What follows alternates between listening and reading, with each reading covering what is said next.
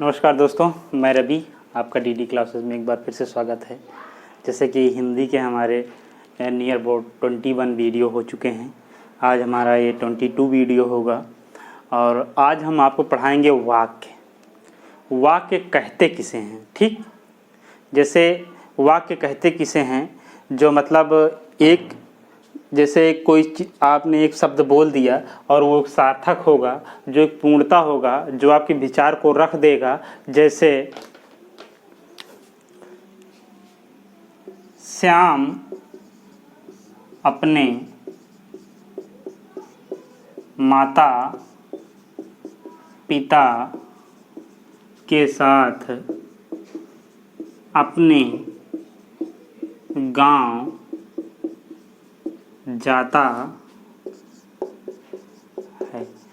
यही एक वाक्य है दोस्तों। श्याम अपने माता पिता के साथ अपने गांव जाता है। यही क्या है, एक वाक्य है। तो आइए हम लोग वाक्य देखते हैं। वाक्य डिफिनेशन देखते हैं। वाक्य क्या देखते हैं, वाक्य यानी इसकी डिफिनेशन हम लिखते हैं। इसकी डिफिनेशन लिखते हैं, एक विचार को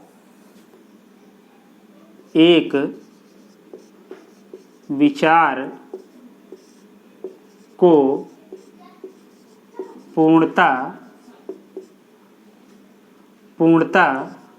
से प्रकट करने वाले शब्द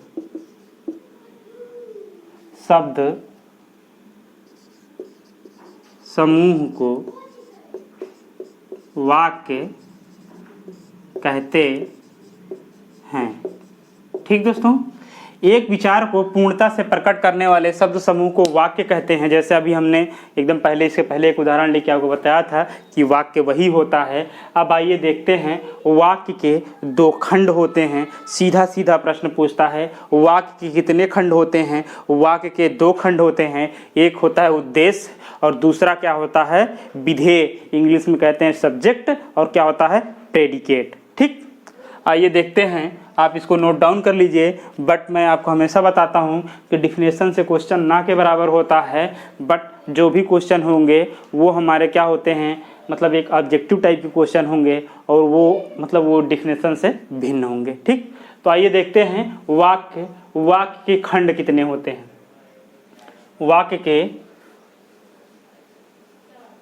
वाक्य के खंड, ठीक, वाक्य के खंड कितने होते हैं। वाक्य के प्रमुख दो खंड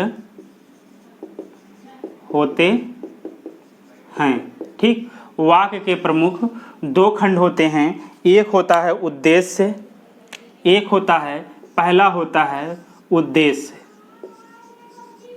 उद्देश्य। पहला होता है उद्देश्य, उसके बाद दूसरा होता है आपका विधेय। क्या होता है, विधेय। एक होता है उद्देश्य, दूसरा होता है विधेय। तो देखिए, उद्देश्य और विधेय, ये देखिए दोनों नाम जो है काफ़ी हटके हैं। उद्देश्य और विधेय। उद्देश्य उसे कहते हैं, उद्देश्य उन शब्दों को कहते हैं जिनके बारे में जो कुछ भी कहा जाए वो हमारे क्या होते हैं, उद्देश्य होते हैं। यानी कहने का मतलब वो हमारा सब्जेक्ट यानी कर्ता होता है। ठीक, उद्देश्य क्या होता है, इसमें जैसे उद्देश्य है, राम ने जयद्रथ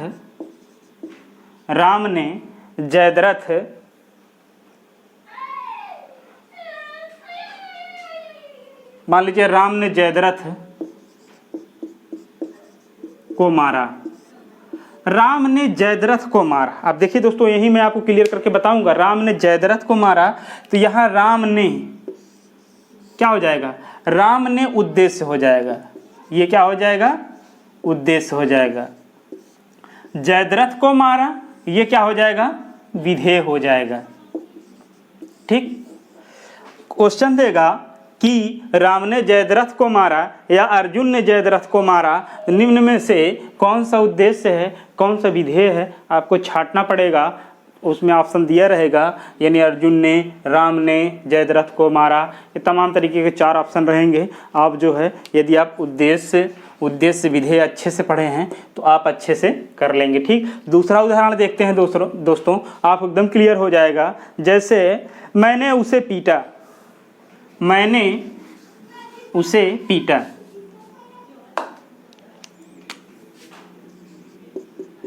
मैंने उसे पीटा, मैंने उसे पीटा, किसने पीटा, मैंने पीटा, मैंने क्या हो गया, उद्देश्य हो गया, उसे पीटा क्या हो गया, विधेय हो जाएगा। ठीक, अगला है तोता डाल पर बैठा है, तोता डाल पर बैठा है। अगला है तोता डाल पर बैठा है। ठीक, तोता डाल पर बैठा है, तोता हमारा क्या हो जाएगा, उद्देश्य हो जाएगा, और डाल पर क्या हो जाएगा, विधेय हो जाएगा। ठीक, डाल पर बैठा है क्या हो जाएगा, ये पूरा डाल पर बैठा है, ये पूरा विधेय होगा। यानी कहने का मतलब जिसके बारे में कुछ कहा जाए, जिस शब्द के बारे में कुछ कहा जाए वो हमारा उद्देश्य होगा, और विधेय वो होगा जिसके बारे में कुछ कहा गया हो, जिसके बारे में कुछ कहा गया हो। जैसे क्या है, तोता के बारे में क्या कहा गया है, डाल पर बैठा है, तो डाल पर बैठा ये हमारा क्या हो जाएगा दोस्तों, ये क्या हो जाएगा, विधेय हो जाएगा। उद्देश्य क्या हो जाएगा, तोता हो जाएगा। ठीक, तो वाक्य के कितने प्रमुख खंड होते हैं, 2 होते हैं, एक होता है उद्देश्य, एक होता है विधेय। क्वेश्चन जो होंगे, मैंने उसे पीटा में निम्न में से कौन सा उद्देश्य है, मैंने है कि उसे है कि पीटा है कि इनमें से कोई नहीं है। ठीक, इनमें से कोई नहीं है। यदि आपने अच्छे तरीके से पढ़ा है उद्देश्य विधेय तो आप टिक मार के फट से दूसरे क्वेश्चन की तरफ जाएंगे और अपना समय बचत करेंगे, और वही समय और वही क्वेश्चन अगर आपको अच्छे से आ रहा है तो वही आपको मेरिट में लाता है। ठीक, तो आप इसको नोट डाउन करिए। वाक्य के प्रमुख 2 खंड होते हैं, एक होता है उद्देश्य, एक होता है विधेय। और मैंने आपको बता भी दिया कि उद्देश्य कौन सा होता है और विधेय कौन सा होता है। फिर आगे हम चलते हैं, आपको यानी रचना के अनुसार वाक्य के कितने भेद होते हैं, सीधा सीधा क्वेश्चन यही पूछता है।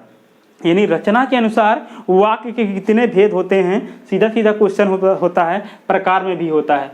वाक्य के प्रमुख कितने खंड होते हैं, 2 खंड होते हैं। कितने खंड होते हैं, 2 खंड, उद्देश्य और विधेय। और रचना के आधार पे कितने होते हैं, आइए आगे हम देखते हैं। आप इसको नोट डाउन कर लीजिए, उद्देश्य विधेय आप अच्छे से समझ भी गए होंगे।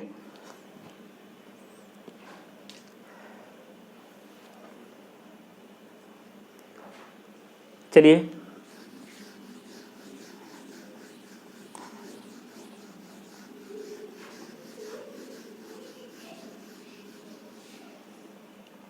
रचना के अनुसार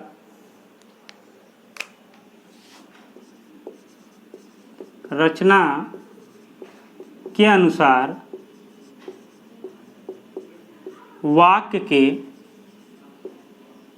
के कितने भेद होते हैं। यानी रचना के अनुसार वाक्य के कितने भेद होते हैं, सीधा सीधा क्वेश्चन आता है तो इसका आंसर हो जाएगा, आंसर क्या हो जाएगा, इसका आंसर हो जाएगा 0 3 प्रकार। वो कौन कौन से हैं हमारे 3 प्रकार, एक होता है हमारा साधारण वाक्य, एक क्या होता है, साधारण वाक्य, एक साधारण वाक्य, दूसरा होता है संयुक्त वाक्य, संयुक्त वाक्य, और तीसरा होता है मिश्रित वाक्य, मिश्रित वाक्य। ठीक, कौन कौन से होते हैं, एक होता है साधारण वाक्य होता है, दूसरा होता है संयुक्त वाक्य होता है, तीसरा होता है मिश्रित वाक्य। ठीक, अब साधारण वाक्य अब दोस्तों साधारण वाक्य की बात आती है। अब साधारण वाक्य किसे कहते हैं? जिसमें एक कर्ता और एक क्रिया हो और वाक्य क्या होना चाहिए? हमारा साधारण सा होना चाहिए। वे हमारे क्या होते हैं? साधारण वाक्य होते हैं। संयुक्त वाक्य वे वाक्य होते हैं, हमने आपको इसके पहले एक वीडियो हमने दिया है अव्यय का, उसमें हमने आपको बताया है समुच्चय बोधक अव्यय। ठीक, समुच्चय बोधक वाले वाक्य ही जब यानी दो उपवाक्यों या दो वाक्यों को आपस में जोड़ने के लिए जिन अव्यय शब्दों का प्रयोग किया जाता है वे हमारे क्या होते हैं? संयुक्त वाक्य होते हैं। मिश्रित वाक्य वे वाक्य होते हैं जो वाक्य एक वाक्य यानी पहला वाला वाक्य दूसरे वाले वाक्य पे निर्भर होता है, वे हमारा क्या होता है? मिश्रित वाक्य होता है। ठीक, आशा करता हूँ आपको बहुत अच्छे से समझ में आया होगा, बट हम लिख के भी आपको बता रहे हैं। ठीक, साधारण वाक्य, आइए देखते हैं साधारण वाक्य।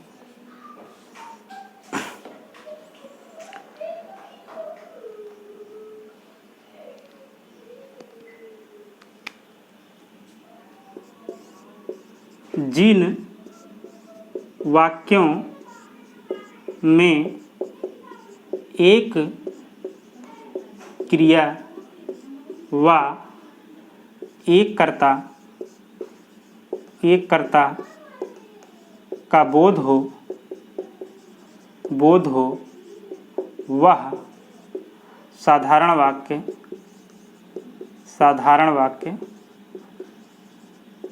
कहलाता है। ठीक, ये साधारण वाक्य होता है हमारा। ठीक है, ये इसकी डिफिनेशन है। ठीक, अब संयुक्त वाक्य जिन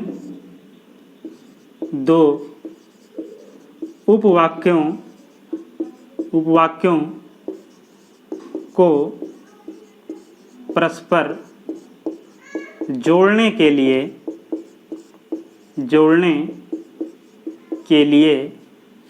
जिन समुच्चय बोधक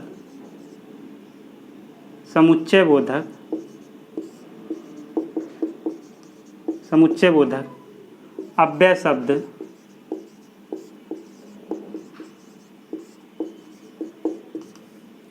की जरूरत पड़ती है उसे संयुक्त वाक्य कहते हैं। ठीक है, ये हो गए संयुक्त वाक्य। ठीक, अब आगे देखते हैं मिश्रित वाक्य।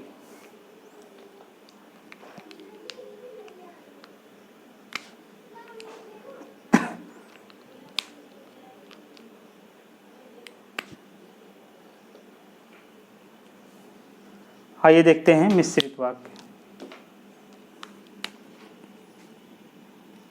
जब एक वाक्य को पूरा करने के लिए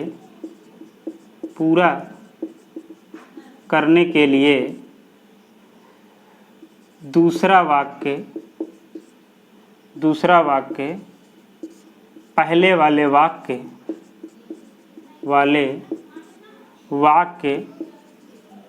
पर निर्भर हो तो वह मिश्रित वाक्य कहलाता है। ठीक, अब इसको नोट डाउन कर लीजिए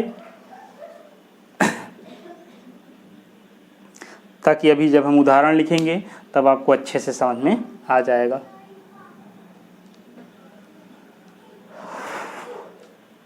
बहुत गर्मी है।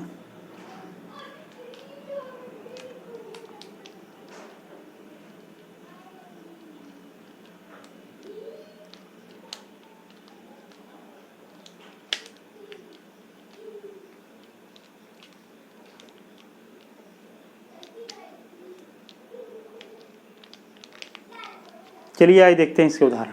ठीक,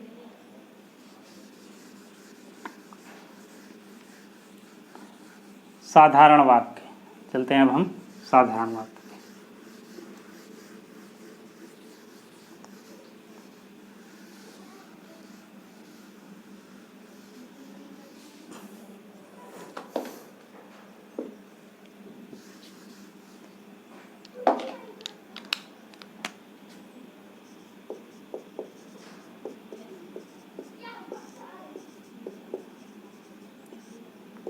साधारण वाक्य। हमने आपको डिफिनेशन लिखा दी है। अब उदाहरण देखते हैं, जैसे बच्चा दूध पीता है।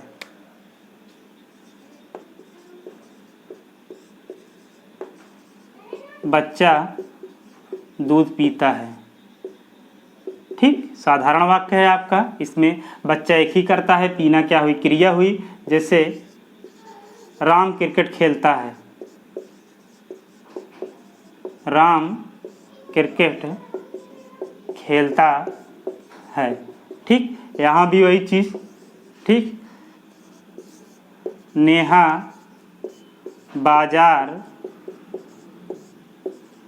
जाती है, ठीक। यहाँ भी नेहा बाजार जाती है। ये क्या हो गया हमारा साधारण वाक्य, ठीक। साधारण वाक्य एक सिंपल सा वाक्य होता है, ठीक है। सिंपल सा वाक्य होता है, उसमें कर्ता क्रिया कर्म ही के बोध होते हैं, ठीक। और दूसरा चीज़ कुछ नहीं होता है, ठीक। ना उसके कोई जोड़ने वाले होते हैं, ना कोई उस पर एक दूसरे पे मिश्रित वाक्य होते हैं। बट आपका जो क्वेश्चन आता है वो साधारण वाक्य पे क्वेश्चन बहुत रेयर ऑफ रेयरेस्ट आता है। आपका जो आता है वो आता है आपका मतलब एक संयुक्त वाक्य, और क्या होता है एक मिश्रित वाक्य से आता है। बट आप साधारण वाक्य भी जाने रहिए, ठीक। आइए देखते हैं दोस्तों, अगला है जो हमारा वो है हमारा संयुक्त वाक्य।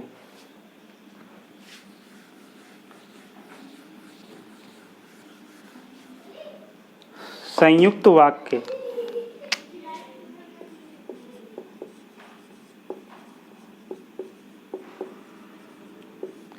संयुक्त वाक्य, संयुक्त वाक्य का उदाहरण है दोस्तों, ठंडी हवा चल रही थी इसलिए मैं जल्दी उठ ना सका।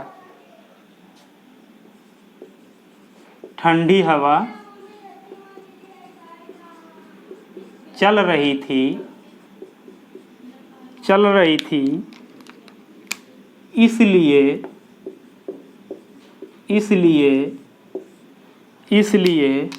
मैं जल्दी नहीं उठ सका, ठीक। ठंडी हवा चल रही थी, एक वाक्य। मैं जल्दी नहीं उठ सका, दो वाक्य। दोनों को जोड़ने के लिए किसका प्रयोग किया गया है, इसलिए का। तो ये कौन सा वाक्य होगा हमारा, संयुक्त वाक्य होगा, ठीक। आइए देखते हैं दूसरा उदाहरण है, मैं तुम्हारी काफी प्रतीक्षा की पर तुम ना आए। मैंने तुम्हारी काफी प्रतीक्षा की परंतु तुम नहीं आए। अब देखिए किससे जोड़ा गया है, मैंने तुम्हारी प्रतीक्षा की, ठीक।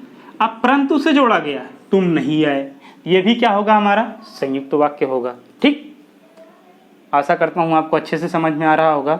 अगला देखते हैं, अगला उदाहरण,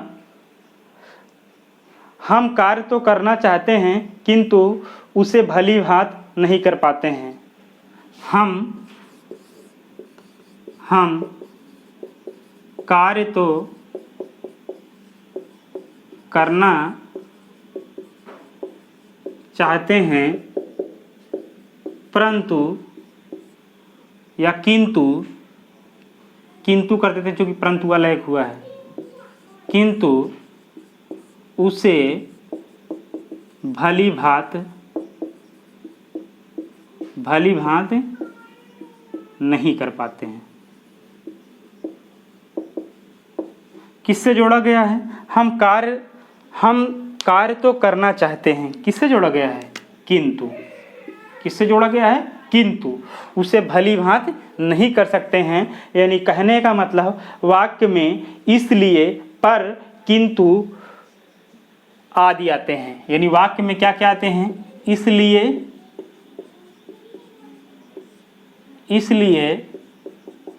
पर या परंतु, किंतु, पर या आदि आते हैं।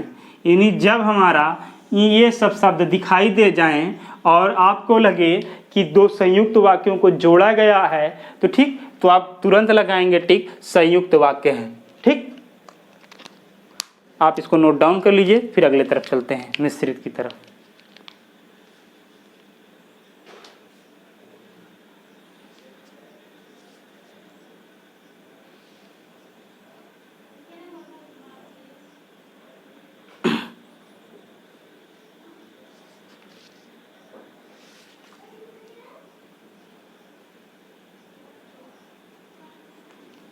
चलिए चलते हैं।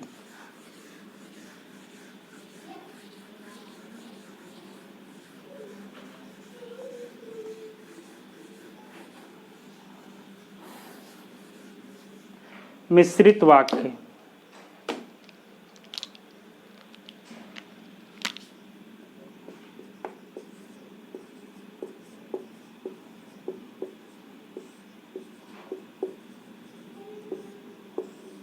हमने बताया एक, जब हमने डिफिनेशन लिखाई थी मिश्रित वाक्य, यानी एक वाक्य दूसरे वाक्य पर निर्भर होता है, वही हमारा क्या होता है, मिश्रित वाक्य होता है। आइए हम उदाहरण के थ्रू देखते हैं। ठीक, उदाहरण में है जैसे मैं विश्वास के साथ कह सकता हूं कि वह साइकिल मेरी है। मैं विश्वास के साथ कह सकता हूं कि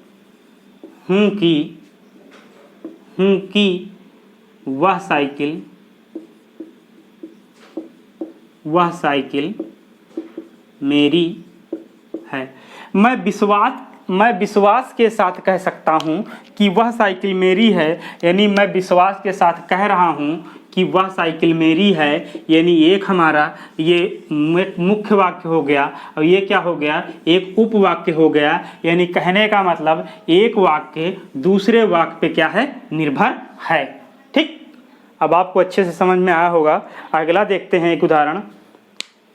जो मेहनत करता है वह फल पाता है। बहुत अच्छा उदाहरण है, आप लोगों के लिए भी यही होना चाहिए कि जो मेहनत करेगा, दोस्तों जो मेहनत करेगा वह अवश्य फल पाएगा, बशर्ते उसके साथ थोड़ी देरी होगी, बट वो असफल नहीं होगा। जो मेहनत करता है कहीं ना कहीं उसको सफलता जरूर मिलती है, किसी को जल्दी मिलती है और किसी को थोड़ी देर में मिलती है। ठीक, तो दोस्तों आप भी हमारे साथ मेहनत करिए। और आप तो मतलब आप एक नौकरी के तलाश में हैं, तो आप दिन दुगनी रात चौगुने के हिसाब से मेहनत करिए। ठीक, आइए देखते हैं दोस्तों कि जो मेहनत करता है वह फल पाता है।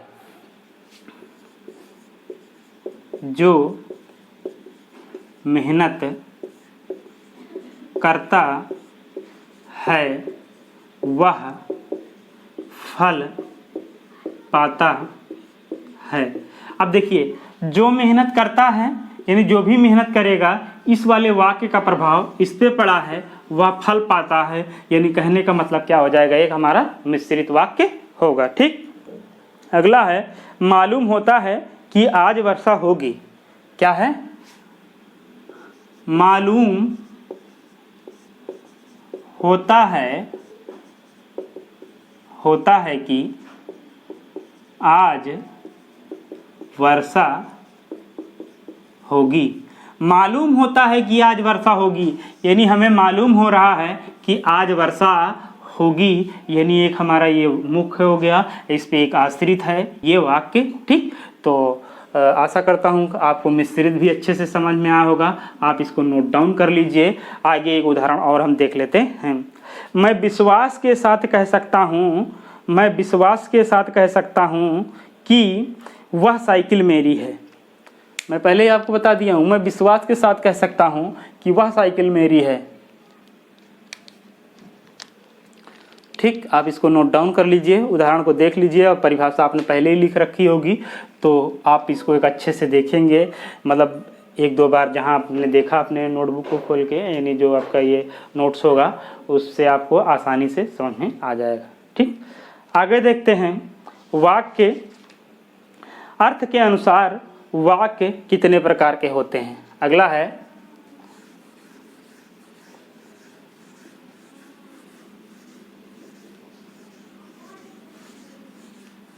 सीधा सीधा क्वेश्चन आता है, अर्थ के अनुसार वाक्य कितने प्रकार के होते हैं? अर्थ के अनुसार वाक्य कितने प्रकार का होता है? ठीक, कितने प्रकार होता है? आंसर होगा आपका 8 प्रकार। कौन सा होगा? 8 प्रकार। ठीक, अर्थ के अनुसार वाक्य यानी वाक्य के कितने प्रकार होते हैं? 8 प्रकार होते हैं। आइए उन 8 प्रकार को देखते हैं और उनके एक एक उदाहरण को लिख के देखते हैं, आपको अच्छे से समझ में आएगा। ठीक, देखते हैं अर्थ के अनुसार।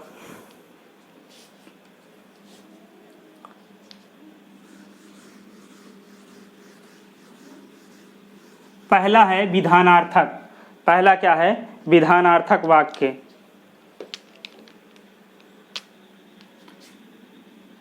नंबर 1 विधानार्थक। नंबर 1 है आपका विधानार्थक वाक्य।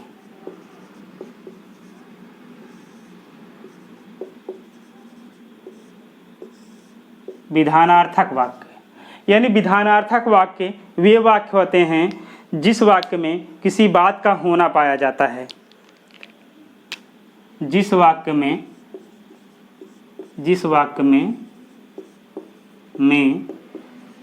किसी बात का होना पाया जाता है। ठीक, विधानार्थक वाक्य जिस वाक्य में किसी बात का होना पाया जाता है वह हमारा क्या होता है? विधानार्थक वाक्य होता है। आइए इसके उदाहरण देखते हैं दोस्तों। जैसे किशन लाल और रमेश चंद परीक्षा देने चले गए।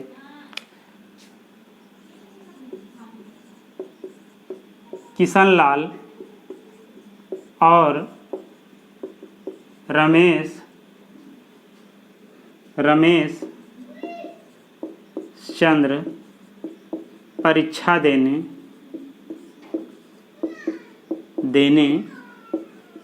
चले गए।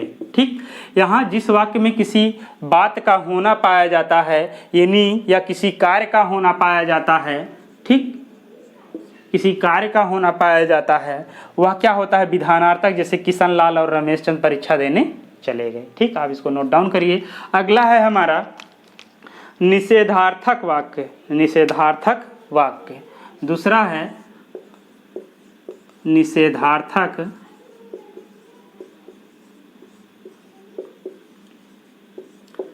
नाम से स्पष्ट होगा कि इसमें नकारात्मक चीजें होंगी। इसकी डिफिनेशन है जिस वाक्य में किसी बात के ना होने का बोध हो। जिस वाक्य में किसी बात के ना होने का बोध हो। जिस वाक्य में किसी बात के ना होने का बोध हो, जैसे किसी से लड़ाई मोल नहीं लेना चाहता। किसी से लड़ाई मोल नहीं लेना चाहता। ठीक, इसमें क्या है? एक नकारात्मक बातें हैं। किसी से लड़ाई मोल नहीं लेना चाहता। ठीक, अगला है आज्ञार्थक। आज्ञार्थक वाक्य।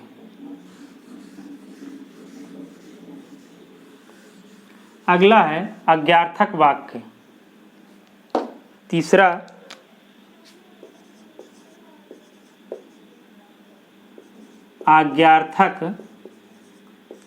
आज्ञार्थक वाक्य।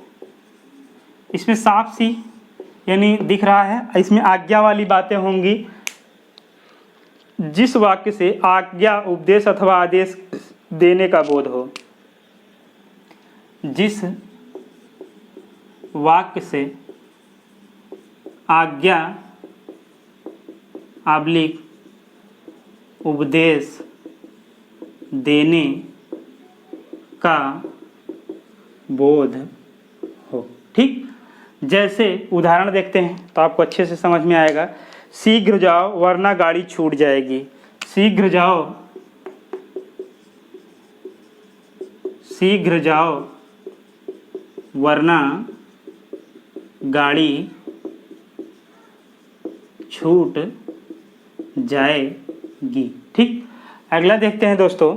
अगला है प्रश्नवाचक प्रश्नार्थक वाक्य। प्रश्नार्थक वाक्य अगला है चौथा नंबर, प्रश्नार्थक वाक्य। इसमें साफ सी बात होंगी, इसमें प्रश्नवाचक वाले होंगे, प्रश्न पूछा जाएगा। इसकी डिफिनेशन है जिस वाक्य में प्रश्नात्मक भाव प्रकट हो। जिस वाक्य में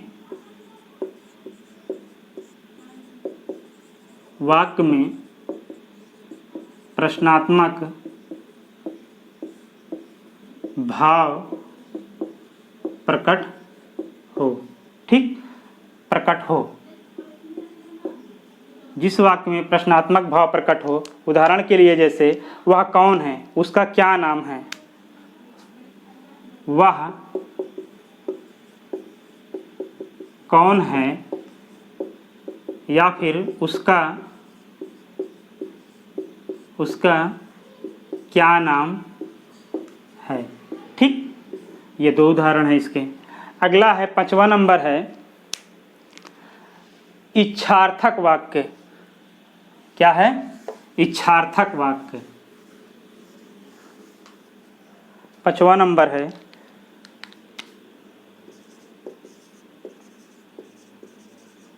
इच्छार्थक वाक्य।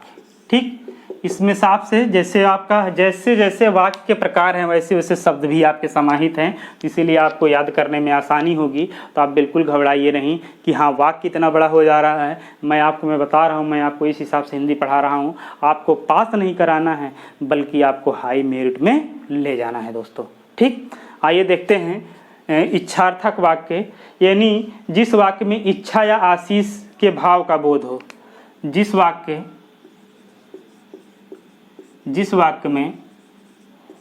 में इच्छा या आशीष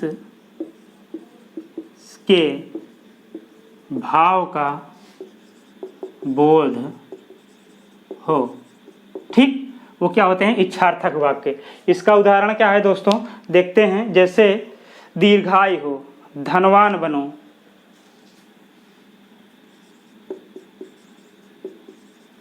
दीर्घायु हो, क्या कहते हैं? दीर्घायु हो। फिर क्या दूसरा क्या है? धनवान बनो, यानी सब इच्छाएं हैं, धनवान बनो। ठीक, इच्छार्थक। अगला है हमारा संदेहार्थक वाक्य।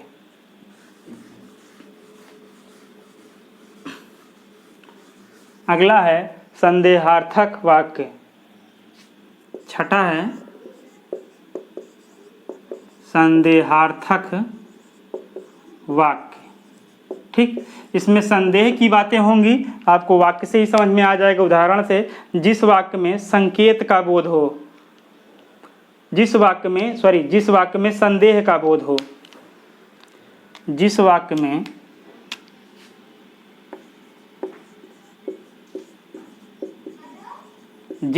में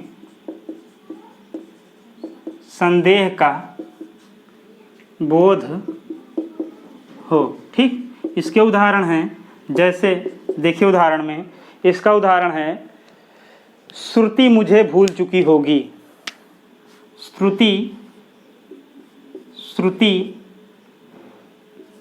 श्रुति मुझे भूल चुकी होगी। ठीक, अगला है दोस्तों 7वां नंबर है संकेतार्थक वाक्य। संकेतार्थक वाक्य जिस वाक्य में संकेत का बोध होगा, सीधा सीधा संकेत का बोध होगा। यदि तुम कन्याकुमारी चलो तो मैं भी चलूं, कहीं ना कहीं एक संकेत दे रहा है कि अगर तुम कन्याकुमारी चलो तो हम भी चलें। ठीक।